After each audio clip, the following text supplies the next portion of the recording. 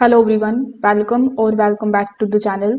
In today's video, I'm going to be explaining Samsung Secure Folder in 2026. We will understand how it actually works, what it does, and whether you should actually use it. So if you want to keep your private apps, photos, or files safe, this feature is very useful.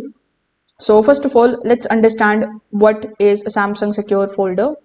So Samsung Secure Folder, as the name suggests, is a private encrypted space on your Samsung phone where you can basically store the apps, the photos, videos, and files separately from your main device storage.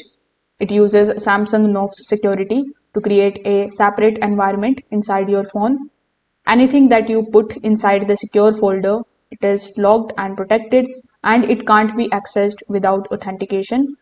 You can store your photos, videos, documents, and files, and some of the apps like WhatsApp Gallery and Notes in it.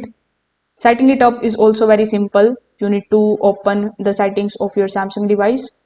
In your settings, tap on the biometrics and the security option. Now open the secure folder. Signing here with the help of your Samsung account, and then you can set a lock method like PIN, password, or fingerprints. If I talk about its key features, so it is going to offer the strong encryption. It separates the app environment, the biometric lock, and hidden storage.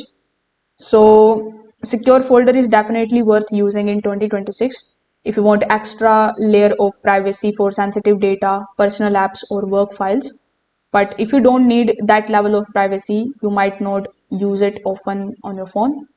So if this video helped you understand the app better, make sure that you like this video and subscribe to the channel. Thanks for watching.